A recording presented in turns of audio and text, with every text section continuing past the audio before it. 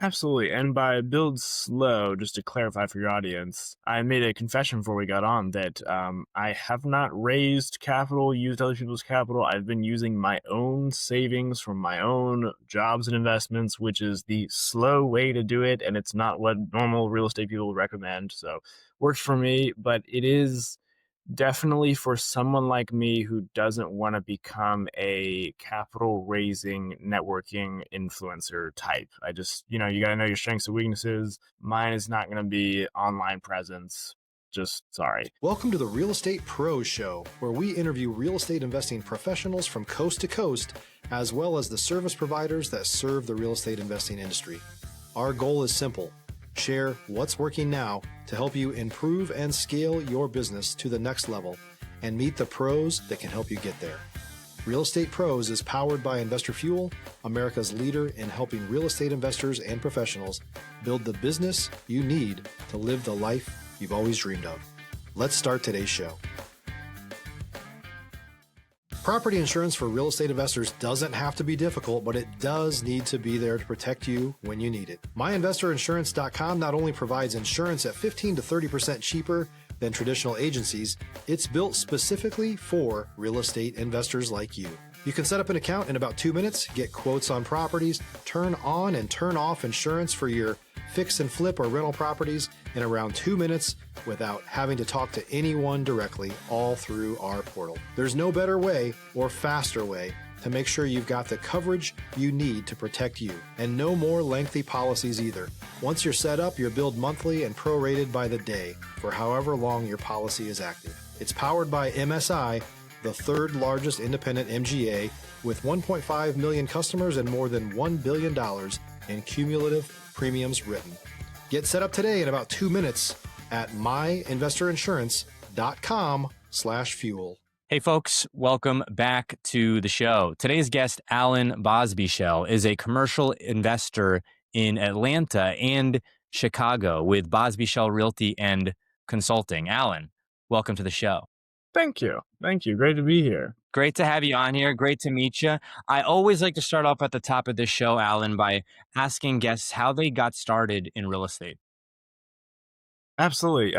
When I was young, I decided to get a degree in urban planning. And usually that would lead you to a government job, but instead that led me to a couple of nonprofits and then managing Chicago Housing Authority buildings. So not quite the city of Chicago, but it put me straight into property management in what I would consider the hard version of property management. And that's kind of how I got started. So property management, was that in Chicago at that point in time? Yep, for Chicago Housing Authority. So I'm imagining that's hundreds and hundreds of doors. My first building was 200 doors. My second building was 344 doors. But yeah, these are towers. Like in Atlanta, there will be a apartment community that, could be 500, but it's walk-ups with parking or whatever. This is like a 22-story, 10 units per floor tower full of seniors or whatever. Yeah. Walk me through what that's like. Chicago's another animal entirely, by the way. I feel like it's one of the coldest cities there is in the United States. But before we dive into that, what's property management like, generally speaking, in Chicago? Oh, it's great if you love property management. You have to love people because it's a lot of, I'm good at the numbers. I'm good at organizing a building. I'm good at spreadsheets. I'm good at reporting. I'm good at the modern property management. But in Chicago, there's still the random nutcase, mentally ill, bribery, scandal accusations. So I remember in my first week at this was a senior building, Chicago Housing Authority. So they're all older. So they're not used to modern whatever. There's kind of a thing in Chicago where you bribe people. So like my first week, everyone came in with like a weird gift of some sort that I did not want at all. Or someone would be like, oh, I fix watches. I will fix your watch. And I'm like, I don't even, this watch has never worked. Don't care. And then But then this one older lady, she at 7:30 a.m. brought in a hot plate of spaghetti from her unit and was like, "Yeah, here you whatever you need, Mr. Property Manager. Here's your breakfast. Brought you hot plate of spaghetti." And it just seemed upside down and wacky. And it's that weird decision that me as a younger person had to make of, if I leave that plate of spaghetti there and she comes back later and sees it's cold, you've insulted her. What do you do? Right. You can't do that. And if I just throw it away and get rid of it and she comes back later and thinks I ate it, well, you've accepted the bribe and you now owe her one. So what do you do? But it was fun when I was young. I can imagine. At that point in time, Alan, were you looking at a career in commercial investing? Was that on the horizon for you? Stop living on an island and join the #1 mastermind in America for professional real estate investors. Investor Fuel is a community of hundreds of the nation's top investors working together to build stronger businesses and better lives.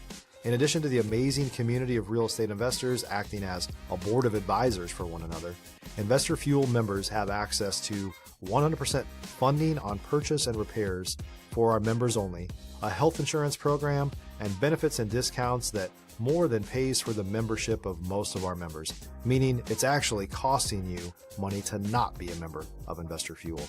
If you're looking to scale your business and build a business that allows you to live the life of your dreams, please visit investorfuel.com today and book a call with our team.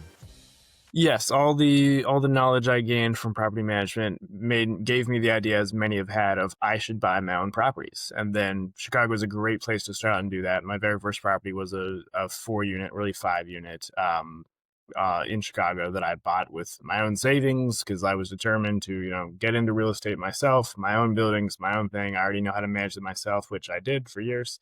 So those worked out well. But I think, yeah, you're right. That's what gave me the impetus to actually become a real estate investor, is do this, but for yourself instead of for a job. So yeah. Now, what was the process like of acquiring that first deal? Was it in Chicago? Was it in Atlanta? I know breaking into multifamily specifically is no easy task. I started small. It was only 5 units, but that first deal, it was, I think it was my 10th offer. So I intentionally started in the winter when prices are lower, maybe October-ish. And I think my first offer got past, being accepted in like January. Maybe that was my 4th or 5th offer. But then January through March, offers were accepted, but something in the inspection made me pull out. So nothing worked. So, and then finally, I think it was my 10th offer. It was about April-ish. The offer was accepted and the inspection came out fine. And I actually decided to buy it. And then that's when it went through. So you don't call a realtor and tour a house this weekend and make an offer the next week and you're done. If you do, if I'm sure that's happened to someone, but not to me. Though I was being picky as well. So to be fair, I was turning down things where the inspection showed things I did not want to deal with. That deal was in Chicago? Correct. It was in between Ashland and Damon, So 56. I'm not too familiar with the Chicago area. And for our audience who may not be familiar with Chicago, are there, specific areas or the surrounding areas of Chicago where, multifamily, small multifamily, maybe a 4-plex up to an 8-plex is maybe more feasible or more likely to come across than other areas? You're right. I'm from the South, so I should describe this how a Southerner would understand it. There's not like houses. There's not like a windy road with houses and front yards in the city of Chicago. There is in the suburbs, but in the city, it's a grid and basically walk up 2 flats, 3 flats, we call them. They'd be called duplexes or triplexes in the South. And you can buy, with a residential loan, you can buy up to a 4-flat, which is 4 units stacked on top of each other. And you can do that with a residential loan, which is amazing. Yeah. And then when you get into multifamily in Chicago, which is technically 5 and up, it goes up to, a 500 unit super block that takes up 4 city blocks and is a mess. But it could also just be a 10 unit that's kind of like a double wide, meaning it's 4, and 2 basements or something like that. So there's a huge range of what multifamily is in Chicago. And I think when most people think about starting real estate investment, they are imagining what would look more like the Chicago suburbs, where it's like buy a single family, fix it up, sell or rent. Buy another one, fix it up, sell or rent, refinance, keep going. You could totally do that in Chicago, but it's more, everything is more multifamily-esque in Chicago. Yeah, I can imagine. I mean, it's a huge hub, and not just for one industry, but for everything. I do want to ask you about being cold in Chicago, because I lived in Boston for years. I've told this story before, and I thought it was so cold in Boston. I lived out there for like 5 or 6 years. This was around 2017, and I want to say it was so cold in Boston. I was like, it can't be any colder than this. It was like borderline disaster. And then Chicago was so cold, apparently, that the Chicago River froze. There were photos online of like, is this the current city of Chicago, or is this New York City from the movie The Day After Tomorrow? And it was like that cold in Chicago. So was it like that cold all the time in Chicago? If you're looking for consistent, high-quality leads, look no further than Investor Machine. Investor Machine isn't just another agency, it's the most sophisticated, data-driven lead generation company on the planet for real estate investors, and serves the role of being not just a lead generator for your business, but a marketing partner that is helping you achieve your goals along the way. Go to investormachine.com to learn more and schedule a call with our team today.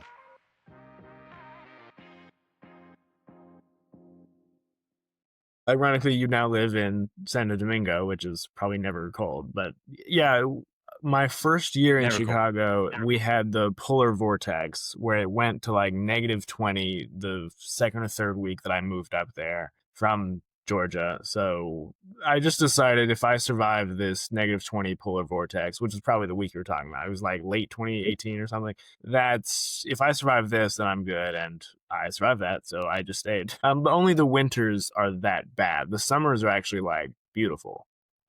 Summer's great. Yeah, you just got to survive the winter. In the property management space, I know for Texas, it's somewhat chaotic experience because pipes can burst. You're potentially dealing with all number of service orders. It can be a disaster. People storm grocery stores, but in the Northeast, you're not typically dealing with that. When I was living in Boston, I was never worried about that type of thing. In Chicago, is there ever any worry about, freezing or uh, problems that can come with inclement weather? Yes, and whenever you have things that freeze, you have these tenants that want to slip and fall and sue you. So you have to just be well aware that like if the first snows fall in like November, it's gonna be a rough winter. But I got lucky one winter at a Chicago Housing Authority building. Snow didn't fall till January, and it was only like a month or two, and it was super easy. But you have to salt. You're right. From the south, we don't know about like salting No, the not at all. sidewalk in advance. Yeah. Then you have to get this like lawnmower looking thing, and it literally like lawn mows the path in the sidewalk and like shoots the snow somewhere else. And then you always have like a back neighbor, and technically there's always a weird fight of who snow plows that back area. And then really whoever does it first just piles the snow to the other person's. And so my maintenance people were always in a feud with our backdoor neighbors that would give us their snow and we gave them our snow, and everyone's mad and pointing fingers. And then keeps, you have to play keeps even in your house. You have to put a little plastic tray out of your parking square, which I never did, but people had a lot of fun with that game too. So there's a lot of silly You're games to be you're played with it. jogging It's my fun. memory. Yeah, for folks who are not in a cold climate, there will be like parking cone. Like think of an orange cone in some type of curb area, or sometimes not even. It might just be like borderline impeding traffic, and that's someone staking their claim to that parking spot. So it's good to know that that happens in other cities outside of Boston. Utterly crazy. Yeah. Yeah. I want to pivot a bit here, Alan, and ask you about going from there to Atlanta. And then what were the differences that you saw in the real estate market? But then also, did your acquisition process change at all? Whether it was, hey, let me look at foreclosures or let me, make creative offers. Did anything change in the acquisition side? Absolutely. When I came back down to Atlanta, I actively tried to not do any self-managing, any property management. And that led me to the vacation rentals, the short-term space where, it's still property management, but at least the resident is happy and likes you and will leave in a couple days. Yeah. There's something about a 12-month lease where like you are trapped, both of you are trapped, and that can do something weird to someone. It's, more security for the investors or whatever. But coming back down to Atlanta, I was like, let's only do the fun version of this. Let's only do the happy, I'm in town for a wedding party thing. People hate Airbnbs because the party thing. We've never had a big party scandal, but we're not like anti parties either. It's just never been a problem. So we totally switched to vacation rentals, short-term rentals in the most walkable neighborhoods of Atlanta. If you're a new or newer real estate investor looking to launch or grow your real estate investing business, please check out Investor Fuel Club. It's a coaching community, but unlike anything you've ever seen before. And you can actually partner with members of our mastermind from coast to coast on deals right in your market. There's no better opportunity to build a consistent business than to literally partner with pros to help you avoid costly mistakes, avoid the need for capital to do deals, and help you eliminate your fears as you're starting your business. Learn more about Investor Fuel Club at investorfuel.com/club. I've noticed that there does seem to be a lot of interest in Atlanta. And I don't want to say it's flying under the radar because Atlanta's a huge city. But when people talk about nationally, like, areas that are super hot for real estate, I don't always hear Atlanta at the top of the list. But now that I'm talking with more and more investors in Atlanta, I'm starting to think it should be. And especially in multifamily, because I'm seeing not just larger, maybe institutional investors looking at Atlanta, but there's also a lot of interest from folks who may be newer to real estate investing in getting into multifamily in Atlanta specifically. Equity Residential just bought, I don't remember what the transaction was, but they bought like an entire multifamily portfolio just along the Brookhaven, I-400 corridor. So it's coming up. I mean, Atlanta has been growing for the last couple of decades, and the bread and butter is usually the single family homes that grow outward and create new suburbs. But the young people don't want to move that far out, and they have to rent. So multifamily is springing up in the city to cater to them. So I mean, that's everywhere in the Sun Belt, really. Yeah, I couldn't agree more. I find it interesting that multifamily, it does seem to be having a growth period right now, pretty much everywhere. Part of it, I think, especially from my background in the distressed single family space, is it's a little bit harder or a lot a bit harder in places like where I'm licensed in Texas to flip homes because you're competing with, brand new homes by DR and Lennar and Meritage and some of the other builders that are both brand new, more cost effective, lower rates. It's hard to flip homes when you're competing against that. So more and more people are looking into either, hey, I'm going to take a back seat, or I'm going to get into new construction, or hey, let me go look at this multifamily thing and see if I can hack it over here. No, you're exactly right. You're exactly right. I mean, our target customer is almost like a family member who's in town for a college event, like a graduation, or a friend in town for a music festival in Piedmont Park. So our target customers are not really locals, but me speaking as a local, you're absolutely right that multifamily is, in my opinion, doing very well here on the demand side. Obviously, it's hard because taxes are going up, insurance are going up. It's not all glory on the multifamily operator side because they have crazy costs going up, but their costs are going up just like everyone's costs are going up. And that also makes affording a home for an individual very hard, which means the demand side of multifamily goes up because they have to rent. So there is some sort of virtuous, vicious cycle there to be had. And apartments are not going away. Even if they're built not well and they fall apart, they will not go away. Someone will still rent them. So we need supply. We need supply. I'm totally a fan of affordable housing because we absolutely need supply. I'm a fan of the filter down economic theory. We need supply at the top end because it'll filter down. We need supply at every end. So I'm never mad at like people building, acquiring, rehabbing anything. I want to ask you a granular question about folks who are getting into the multifamily space and they're realizing, okay, well, I might, run out of cash quickly doing this. This is going to be a while for me to build up. We were talking before hopping onto the podcast here, Alan. You've got a strategy that people don't often immediately, put everywhere online, but it's the build slow strategy, right? And I want to ask you, with maybe without giving away all the gold, but just a gold tidbit here for folks who are thinking, oh, I've got to, syndicate or I've got to raise capital. There's another option, right? It's build slow. What would be your feedback to those folks who want to build slow but aren't seeing the messaging that like, hey, it's great to build slow?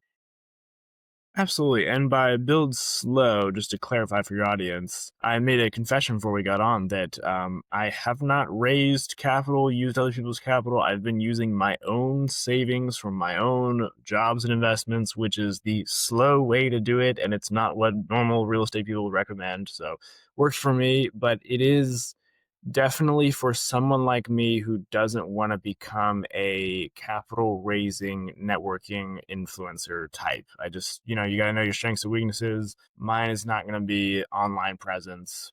Just sorry.